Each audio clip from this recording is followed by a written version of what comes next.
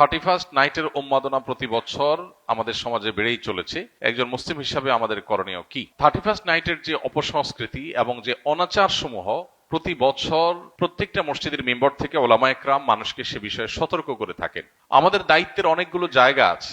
সবকিছুর আগে আমাদের যে করণীয় সেটি হলো আমাদের নিজেদের আগে অনুধাবন করতে হবে, গভীরভাবে উপলব্ধি করতে হবে যে 31st নাইটের এই কালচারের ক্ষতিকর দিকগুলো কি। একটা বিষয় তো পরিষ্কার, সেটা হলো আল্লাহ রাব্বুল আলামিন কোরআনে কারীমে সূরা হাশরে বলেছেন, ওয়ালা তাকুনু কাল্লাযীনা নাসুল্লাহা ফাআনসাহুম আনফুসাহুম, তোমরা সেই মানুষদের মতো হইও না যারা আত্মভোলা হয়ে গেছে। নিজের গন্তব্য, নিজের পরিণতি, পরিণাম, নিজের আত্মপরিচয় এগুলো যারা ভুলে গেছে, যারা উন্মাদনায় গা ভাসিয়ে দিয়েছে, যারা ভোগবাদে ডুবে গেছে, ডুবে গিয়ে তারা নিজেদের আল্লাহকে ভুলে বসে আছে। তো এই মানুষগুলো মতো তোমরা হইও না। যারা আল্লাহকে ভুলে বসে থাকে, গাফেল হয়ে যায়, সে মানুষগুলো তাদেরকে আল্লাহ তাআলা আত্মভোলা করে দেয়। নিজের ভালো মন্দ সে বুঝে না, নিজের ধ্বংস নিজে ডেকে আনে। এই সমস্ত অপসংস্কৃতির মধ্যে যারা হাবুডুবু খাচ্ছে, সেই তারুণ্যকে বিশেষ করে বলতে চাই, তারা আল্লাহকে ভুলে গেছেন। আল্লাহর স্মরণ যদি কারোর থাকে, আল্লাহর প্রতি বিশ্বাস যদি কারোর থাকে, আল্লাহর চিন্তা যদি কারোর মধ্যে জাগরুক থাকে, তাহলে সে কখনো আত্মভোলা হয় না। তার ভালো মন্দ সে বুঝে। মানুষ নিজের ধ্বংস নিজে ডেকে আনে তখনই যখন সে আল্লাহকে ভুলে যায়। আল্লাহ বলেছেন, সে আল্লাহ ভোলা মানুষের মতো হইও না যারা আল্লাহ ভোলা হওয়ার কারণে আল্লাহ তাদেরকে নিজেদের ব্যাপারে আত্মভোলা করে দেয়। যে সমস্ত তরুণরা এই সমস্ত উন্মাদনায় লিপ্ত, তারা নিজেরাও জানে না তারা কিভাবে নিজেদের ধ্বংস ডেকে আনছে, নিজেদেরকে ক্ষতির মধ্যে ফেলছে, তাদের মাধ্যমে অন্য অনেককে ক্ষতিগ্রস্ত করছে। এই চিন্তাটুকু পর্যন্ত তাদের নাই, আত্মভোলা হয়ে গেছে। হিতাহিত জ্ঞান তাদের মধ্য থেকে দূর হয়ে গেছে, কারণ তারা আল্লাহকে ভুলেছিল। তো এই বিষয়টি আমাদের অন্তরে গেঁথে যাওয়া উচিত যে আমরা আল্লাহকে যদি সবসময় স্মরণে রাখি, তাহলে কোনো মানুষ, কোনো পাখি, কোনো অসুস্থ মানুষ, কোনো ঘুমন্ত মানুষ আমার দ্বারা কষ্ট পেতে পারে না। দ্বিতীয়ত, 31st নাইটের এই কালচার এটি এসেছে মূলত অগ্নিপূজকদের থেকে। অগ্নিপূজক বা প্রকৃতি পূজারী যারা ছিল, সেই পেগানদের মধ্যে একটা ধারণা ছিল বছরের প্রথম দিনের প্রথম মুহূর্তকে আনন্দ, উৎসব, হই হুল্লোড়, ভালো মন্দ খেয়ে কাটালে সারা বছর ভালো থাকা যায়। এই বিশ্বাসটা কি কোনো বৈজ্ঞানিক বিশ্বাস, বিজ্ঞান ভিত্তিক বিশ্বাস? এটা নিছকই কুসংস্কারাচ্ছন্ন বিশ্বাস। বছরের প্রথম দিন, প্রথম ক্ষণ ভালো খেলে, যদি ভালো কিছু ভোগ উপভোগের মধ্যে থাকলে যদি সারা বছর ভালো থাকা যায়, তাহলে প্রতিদিন সকালবেলা মানুষ ভালো খাইলে সারাদিন ভালো থাকবে। ব্যাপারটা কি সেরকম ঘটে? প্রিয় ভাইরা আমার, আমরা যারা নিজেদেরকে মুসলমান হিসেবে দাবি করি, আমাদের জন্য তো এই কালচারে গা ডুবাবার কোনো সুযোগই নেই। যে সমস্ত মানুষরা নিজেদেরকে তথাকথিত বিজ্ঞান মনস্ক বলে, তারা কোন যুক্তিতে, কোন চিন্তায় বছরের প্রথম মুহূর্তকে আনন্দ করে হই হুল্লোড় করে কাটায়? কি কারণে? কোন যৌক্তিক কারণ ছাড়া কেউ যদি হাসে, যৌক্তিক কোনো কারণ ছাড়া যদি কেউ কাঁদে, তাহলে তাকে আমরা বলি পাগল বা অসুস্থ, বিকৃত মস্তিষ্ক। হঠাৎ করে বছরের 365 রাতের মধ্যে একটি রাতে এসে 12টা 1 মিনিট আপনি আনন্দ করছেন, হই হুল্লোড় করছেন, আতশবাজি করছেন, পটকা ফুটাচ্ছেন, 12টা 1 মিনিট হওয়ার সাথে সাথে লাফালাফি শুরু করছেন। কারণটা কি? কি এমন হয়েছে যে আপনি লাফালাফি করছেন? অথচ তেমন কিছু হয়নি। হ্যাঁ, একটা নতুন বছর শুরু হয়েছে। এই বছরটা খ্রিস্টীয় বর্ষ, খ্রিস্টানদের ধর্ম সংশ্লিষ্ট একটা বছর শুরু হয়েছে। তো তাতে আপনার এত খুশি হওয়ার কি আছে? যদি বলেন যে নতুন বছর হলে আনন্দ উল্লাস করতে হয়, তো নতুন বছর তো আরো আছে, এটাতেই কেন শুধু আনন্দ উল্লাস করেন? তাছাড়া যার আগমন আপনার আনন্দের কারণ হয়, তার বিদায় তো বেদনার কারণ হওয়ার কথা। যে মুহূর্তকে ওয়েলকাম করে আপনি আনন্দিত হচ্ছেন, উল্লাস করছেন, সেটি নতুন একটি বছরের একটি মুহূর্ত। সেটা যদি আপনার আনন্দের কারণ হয়, তাহলে তার এক মুহূর্ত আগেই তো আরেকটি বছরের বিদায় ঘটেছে, তখন তো আপনি কাঁদেননি।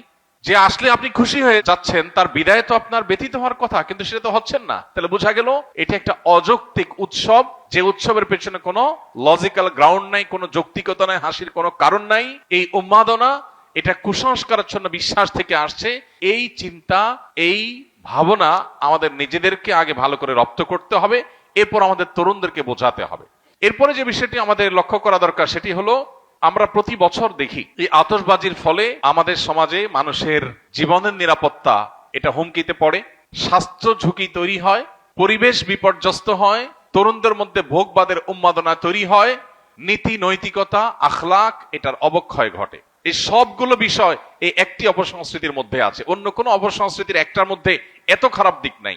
গত কয়েক বছর আগে প্লাস্টিকের কারখানায় আতশবাজির আগুন লাগার কারণে একজন নারী উদ্যোক্তা নিঃস্ব হয়েছেন, সব গণমাধ্যমে সংবাদ হয়েছে, কিন্তু আতশবাজি থামেনি।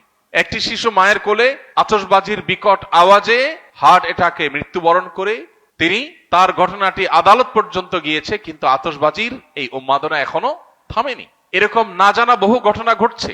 প্রতি বছর আমরা দেখতে পাই বিভিন্ন ভিডিও ফুটেজে যে বিভিন্ন জায়গায় অসংখ্য পাখি মরে পড়ে আছে, কারণ আতশবাজির যে ধোঁয়া, এই ধোঁয়া এতটা বিষাক্ত যে এ বিষয়ে বিশেষজ্ঞগণ বলেন যে পার্টিকুলেট ম্যাটারের পরিমাণ আকাশে সাধারণত যা থাকে তার চেয়ে কয়েক গুণ বেড়ে যায় আতশবাজির আগুনের ফলে। এর কারণে বৃদ্ধ, শিশু, শ্বাসকষ্টে ভোগা রোগীরা যারা আছেন, এটা তাদের জন্য অনেকটা নীরব ঘাতকের মতো ভূমিকা আসে এবং তাদের জীবনকে ধ্বংসের দিকে নিয়ে যায়। ঠিক একইভাবে এই বিকট আওয়াজের কারণে মানুষের কানের যে সহ্য ক্ষমতা আছে সেটার চাইতে বেশ খানিকটা বেশি আওয়াজ তৈরি হওয়ার কারণে এর ফলে মানুষের হার্ট অ্যাটাকের সম্ভাবনা তৈরি হয়, অসুস্থ মানুষদের আরো অসুস্থ হওয়ার, মৃত্যুর মুখে ঢুলে পড়ার আশঙ্কা তৈরি হয়। পশু পাখি, বিশেষ করে ছোট ছোট পাখিগুলো যেগুলো আছে, সেগুলো মৃত্যুর কারণ হয় হার্ট অ্যাটাকের কারণে।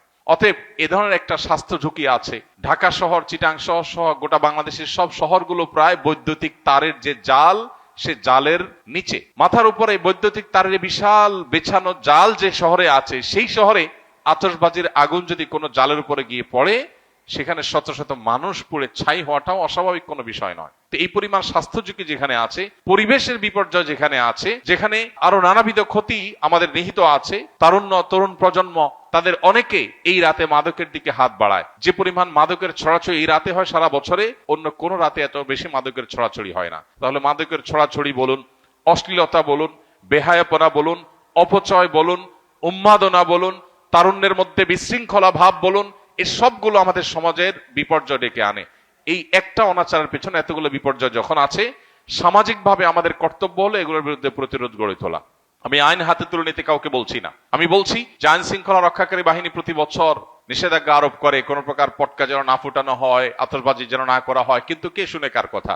অতএব বাড়িওয়ালারা যদি তাদের ছাদগুলো বন্ধ করে রাখেন, বাবা মারা যদি তাদের সন্তানদেরকে বোঝান, এবং তরুণরা যদি তারা সংঘবদ্ধ হয়ে বিপদগামী তরুণদেরকে বোঝান, কাউন্সিলিং করেন দলে দলে, তারা যদি সমাজে অনাচার বন্ধের জন্য উদ্যোগ নেন, আইন শৃঙ্খলা রক্ষাকারী বাহিনীর ভাইদেরকে সহযোগিতা করেন, তাহলে সেক্ষেত্রে হয়তো সমাজে এই অনাচার থামতে পারে। আমরা আমাদের কাজ করে যাব, হ্যামিলনের বাঁশিওয়ালার মতো সতর্ক করে দেওয়া, মানুষকে সজাগ করা, এই কাজটা ওলামায়ে কেরাম করছেন, করবেন।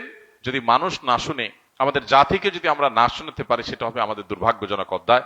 আল্লাহ তাআলা আমাদের তারুণ্যকে এই পশ্চিমা অপসংস্কৃতির ছবল থেকে রক্ষা করুন। এই অযৌক্তিক উন্মাদনা থেকে আমাদের তরুণদেরকে আল্লাহ তাআলা হেফাজত করুন। এমনিতে আমাদের তরুণদের মধ্যে ভোগবাদ, উচ্ছৃঙ্খলা, উন্মাদনা, হেয়ালিপনা এগুলো এতটা চরমে পৌঁছেছে যে নীতি, আদর্শ, জীবনের লক্ষ্য, এই সব কিছু থেকে তরুণের বড় একটা অংশ ছিটকে পড়ে গেছে। তো এরকম পরিস্থিতিতে প্রতি বছর এই 31st নাইটের উন্মাদনা আমাদের তারুণ্যকে আরো জাহান্নামমুখী করে দেয়, তাদের জীবনকে আরো ধ্বংসের দিকে নিয়ে যায়। এই অপসংস্কৃতি আমাদের দেশে রাষ্ট্রীয়ভাবে নিষিদ্ধ ঘোষণা করা উচিত, এবং এটি যেন সমাজে কোনোভাবে স্থান না পায়। এটা আমাদের কালচার না। এই কৃষ্টির সাথে এই মাটির মানুষের, এই দেশের মানুষের ধর্মের কোনো কিছুর কোনো সম্পর্ক নেই। সেখানে এটাকে আমদানি করে প্রতি বছর যে পরিমাণ টাকা আমাদের তরুণদের একটা অংশ আকাশে ওড়ান, বরং যে পরিমাণ টাকা আতশবাজির নামে আগুনে পোড়ান, তার সিকিভাগ খরচ করলেও বহু শীতার্ত মানুষের, কনকন শীতে কাঁপা মানুষের শীত নিবারণ করা সম্ভব হয়ে যেত। দুর্ভাগ্য আমাদের যে আমরা আনন্দ করবার জন্য আকাশে টাকা পোড়াচ্ছি, এবং সেটার পেছনে যৌক্তিক কোনো গ্রাউন্ড নেই। কেন পোড়াচ্ছি, কেন হাসি করছি, কেন আমি উৎসব করছি, কেন হই হুল্লোড় করছি, সেটা আমি জানি না। গভীর রাতে যখন বহু মানুষ শুয়ে আছে, বিকট আওয়াজে গোটা শহরকে প্রকম্পিত করা, আর যা হোক, কোনো কমন সেন্স থাকা, ন্যূনতম দায়িত্বশীলতা, দায়িত্ববোধ থাকা কোনো যুবকের কাজ হতে পারে না। আল্লাহ তাআলা আমাদের তারুণ্যকে বোঝার তৌফিক দান করুন। একজন মুসলমান যুবকের আনন্দিত হওয়ার বহু কারণ আছে।